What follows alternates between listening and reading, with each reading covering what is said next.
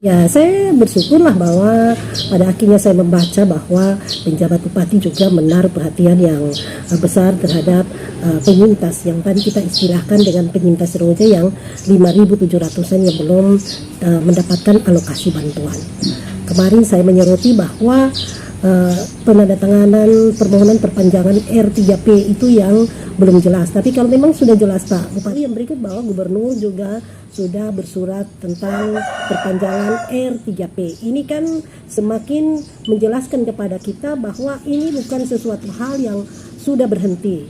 Pejabat Bupati kan juga sudah mengatakan bahwa pemerintah terdahulu di bawah pemerintahan Pak sudah juga berulang-ulang kali dan sudah memulai bagaimana rakyat sebanyak 5.700-an yang belum mendapatkan alokasi bantuan. Sekali lagi bahwa kami, termasuk saya ini, beberapa waktu yang lalu kami mendatangi Badan Nasional Penanggulangan Bencana di Jakarta. Hal pertama yang saya tanyakan adalah apakah dana ini kemungkinan bisa diselewengkan, bisa dikorupsi atau tidak. Di sana dijelaskan cara mendetail bahwa penyelewengan dana ini sama sekali tidak bisa. Bagaimana tidak bisa? Karena dana ini yang pertama adalah datang masuk ke rekening yang bersangkutan. Kalau 50 juta, dia menerima 50 juta, lalu hasil verifikasi dia hanya menerima 25 juta, uangnya di mana? Apakah ada yang mengatakan bahwa ini sebuah pidana, tindakan pidana, karena uang ini ada di siapa? Dari 50 turun menjadi 25. Maka sekali lagi uang ini tetap ada di rekening yang bersangkutan dan di rekening Bank BRI. Lalu siapa yang berhak untuk mencairkan? Tentu ini Bank BRI akan membuat laporan pertanggungjawaban berdasarkan rekening koran yang ada, lalu sisa uang yang tadi saya jelaskan bahwa 50 bisa berkurang menjadi 25 atau 15 berkurang menjadi 10, sisa dana itulah yang dikembalikan ke kas negara. Lalu tersisa kurang lebih 51 miliar, lalu pemerintah meminta tambahan alokasi supaya 5.700-an penyintas ini bisa mendapatkan anggaran. Jadi kalau orang mengatakan bahwa oh ini si A makan uang, si B makan uang, uangnya di mana bisa dipidana atau sebagainya, ya itu karena mungkin tidak paham atau tidak mau paham tentang mekanisme anggaran. Ini langsung dijelaskan oleh Badan Nasional Penanggulangan Bencana. Lalu yang berikut bahwa ada pemikiran bahwa by name by address. Memang by name by address, tetapi itu persyaratan administrasi yang mana untuk pencairan keuangan ini harus ada tim yang melakukan survei. Nah, hasil survei itulah yang menjadi terjadi penurunan kategori. Lalu ketika masyarakat menerima katakanlah 50, dia menjadi 25, itu mereka menandatangani tanda tangan persetujuan. Pengalaman saya bahwa ada masyarakat yang coba lakukan sanggahan, mungkin karena mereka berpikir nanti prosedurnya rumit atau sebagainya, maka mereka mendatangani untuk menerima. Itu berarti ada pengakuan bahwa memang mereka mau menerima. Coba kalau kemarin misalnya ada penurunan kategori lalu mereka menggunakan ruang untuk menyanggah, maka ini tidak jadi soal. Nah, bagi saya kan sebenarnya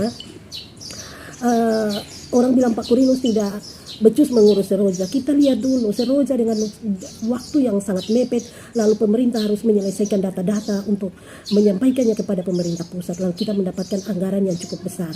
Lalu 11.000 lebih masyarakat di Kabupaten Kupang itu sudah terbantu dengan pemberian anggaran 50, 25 dan 10. Memang ada yang belum terbantu, ini kan tetap diupayakan oleh Pak Kurinus. Bagaimana 5.700 ini muncul? 5.700 ini muncul ketika dalam proses 11.000 lebih ini dilaporkan ke pusat, lalu dalam proses untuk pencairan anggaran, maka datanglah masyarakat yang memang belum terdata. Kita tahu bahwa kalau ini saya rasa manusiawi sekali karena dengan limit waktu yang ada, pemerintah harus bekerja untuk mendata, maka tentu ada yang tercecer. Nah, ada yang tercecer ini kan pemerintah bilang itu adalah masyarakat. Bagaimana 11.000 bisa terbantu lalu 5.700 tidak terbantu? Itu adalah juga masyarakat di Kabupaten Kupang yang sudah diperjuangkan oleh Pak Kurinus Mas Neno. Hanya memang kan ini perjuangan memang tidak semudah membalikkan telapak tangan. Tapi saya sebagai anggota DPR sendiri sudah mengingatkan kepada pemerintah daerah, semua orang boleh ragukan, semua orang boleh berhenti berjuang, tapi saya Desi Balofoy tidak mau 5.700 tidak terbantu oleh pemerintah pusat. Karena itu kemarin kami sudah ke Badan Nasional Penanggulangan Bencana Daerah, yang mengatakan bahwa sebenarnya kendala kita adalah karena uang yang tersisa di bank BRI belum disetor ke kas negara. BPBD Kabupaten Kupang sudah bersurat sebanyak 9 kali kepada BRI agar BRI bisa mencetak rekening koran sebagai bagian dari LPJ yang harus disampaikan kepada Kementerian Keuangan. Karena ada hambatan bahwa BRI belum mencetak rekening koran, sementara BPBD pemerintah daerah sudah bersurat 9 kali dan juga sudah PJ juga sudah bersurat, maka akhirnya dari Badan Penanggulangan Bencana Nasional kami menuju ke BRI, bertemu langsung dengan Direktur BRI, dan kami meminta mendesak supaya BRI mempercepat proses pencetakan rekening koran.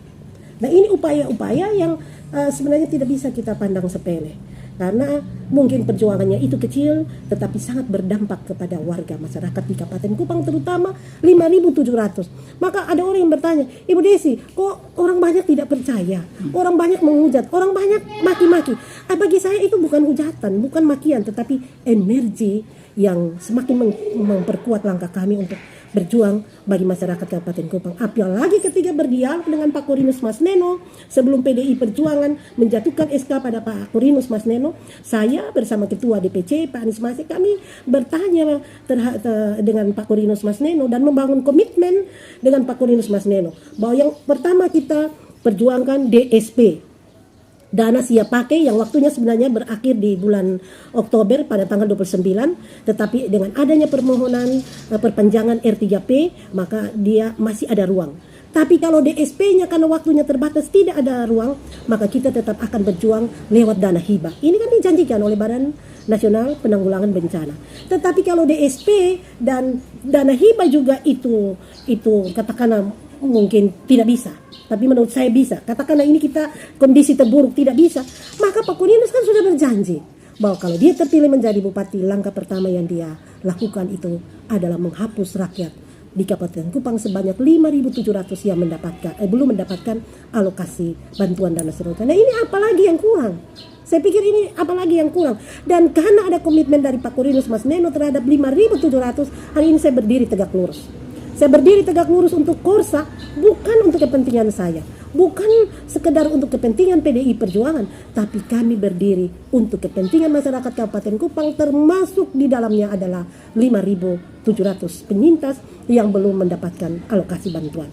Jadi silahkanlah mau mengatakan bahwa ini tidak mungkin lagi, mau mengatakannya bagaimanapun, tapi saya bilang sekalipun dunia ini runtuh, tapi kami tetap tegak lurus untuk berdiri bagi korban seroja 5.700-an orang. Dan ini adalah konsistensi. Ini konsistensi perjuangan. Dan memang sebagai kader PDI Perjuangan, kita harus menunjukkan konsistensi kita dalam perjuangan. Dan ini harganya sangat mahal. Nilai konsistensi itu harganya sangat mahal.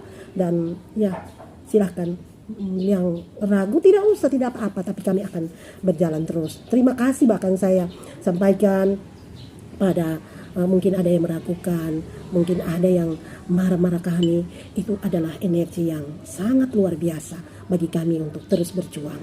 Terima kasih banyak. Saya melihat itu kita sebenarnya tidak ada perbedaan.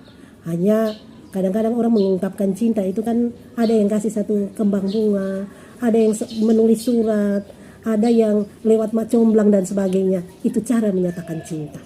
Dan ini semua karena merasa cinta kepada Kabupaten Kupang. Saya menemukan formulasi mencintai Kabupaten Kupang adalah dengan mendukung paket Korsa, karena dia layak dipercaya untuk meneruskan perjuangan-perjuangan yang belum sempat kita raih kemarin. Pesan terakhir dari Ibu Desi untuk para korban yang 5.700 dan 11.000 yang telah menerima. Yang pertama yang 11.000 sekian yang sudah menerima bantuan seroja, kita harus bersyukur.